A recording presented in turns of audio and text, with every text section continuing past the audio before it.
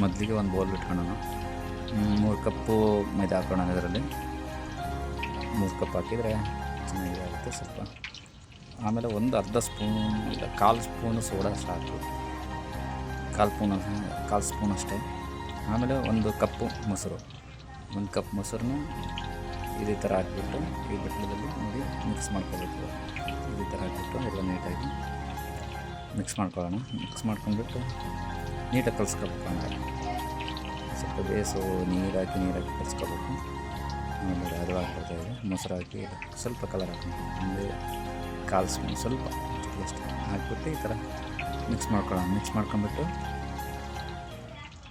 A few moments later.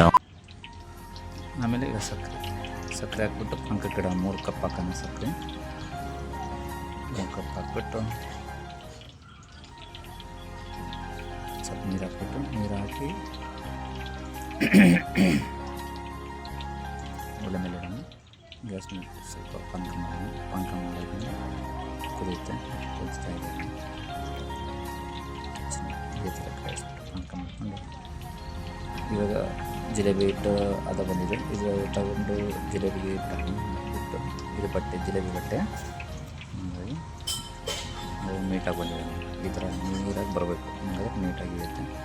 ಈ ಥರ ಹಾಕೊಂಡು ಜಿಲೇಬಿ ಈ ಥರ ಹಾಕ್ಬಿಟ್ಟು 2 ಸಿಂಬೆ ಜಾಸ್ತಿ ಇದೆ ಹಿಟ್ಟು. ಇನ್ನೂ ಸ್ವಲ್ಪ ಜಾಸ್ತಿ ಬಿಡೋಣ. ಬಿಟ್ಟಾದ್ಮೇಲೆ ಇದೇ ಥರ ಬಿಟ್ಕೊಂಡು ಕಾಯಿಲೆ ಎಣ್ಣೆ ಕಾದಂಗಿಡ ಚೆನ್ನಾಗಿ ಕಾಯ್ತಾಯಿದೆ. ಜಾಸ್ತಿ ಹಲವಾಗಿ ಬರ್ತಾಯಿದ್ದಲ್ಲ ನೀಟಾಗಿ. ಒಳ್ಳೆ ಕ್ರಿಸ್ಪಿ ಆಗ್ತಾಯಿದೆ ಜಿಲೇಬಿಗಳು. ಇದೇ ಥರ ಒಂದು ಸೈಡ್ ಬೆಂದಿದೆ. ಇವಾಗ ಇನ್ನೊಂದು ಸೈಡ್ ತಿರ್ಸೋಣ. ಇನ್ನೊಂದು ಸೈಡು ತಿರ್ಸಿದಾಗ ನೀಟಾಗಿ ಬೇಯುತ್ತೆ. ನೀಟಾಗಿ ಬೇಯ್ದಾದ್ಮೇಲೆ ಬೇಯಿಸೋಣ ಇದೇ ಥರ.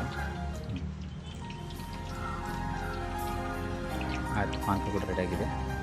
ಬಂದಿದೆ ಜಿಲೇಬಿ. ತೆಗಿಯೋಣ ಅವರು. ತೆಗೆದು ಹಾಕೋಣ. ಓಕೆ, ಆಗ್ತಾಯಿದೆ. ಇದೇ ಥರ ಕುದಿಸ್ಬಿಟ್ಟು ಸ್ವಲ್ಪ ತೆಗೆದುಬಿಟ್ಟು ನೋಡಿ ರೆಡಿ ಆಯಿತು ಜಿಲೇಬಿ. ಇದೇ ಥರ ಕುದಿಸ್ಬಿಟ್ಟು ಇದೇ ಥರ ತೆಗೆದುಬಿಟ್ರೆ ಪಾಕದೆಲ್ಲ ತೆಗೆದುಬಿಟ್ಟು ಇಮಿಡಿಯೇಟ್ಲಿ ಇಟ್ಕೊಂಡ್ಬಿಡುತ್ತೆ ಜಿಲೇಬಿನ. ಇವಾಗ ಒಂದು ತಟ್ಟೆಲಿ ತೆಗೋಣ. ತಟ್ಟೆಲಿ ತೆಗೆದುಬಿಟ್ಟು ನೋಡಿ ಕ್ರಿಸ್ಪಿ ಜಿಲೇಬಿ. ಒಳಗೆ ಮೇಲೆ ಗರಿ ಒಳಗೆ ಜ್ಯೂಸಿ ಜಿಲೇಬಿ. ಆಲ್ಮೋಸ್ಟ್ 90% ಕಂಪ್ಲೀಟ್ ಆಯಿತು. ಸ್ವಲ್ಪ ಬಾದಾಮಿ ಜ್ಯೂಸಿಯಾಗಿ ಚೆನ್ನಾಗಿದೆ ನೋಡಿ. ಜಿಲೇಬಿ ರೆಡಿ ಆಯಿತು. ಇಷ್ಟೇ ಈಸಿಯಾಗಿ ಮಾಡ್ಬೋದು.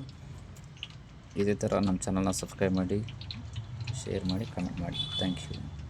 ನಮ್ಮ ಚಾನಲ್ನ ಸಬ್ಸ್ಕ್ರೈಬ್ ಮಾಡೋದು ಮಾತ್ರ ಮರಿಬೇಡಿ. Thank you so much.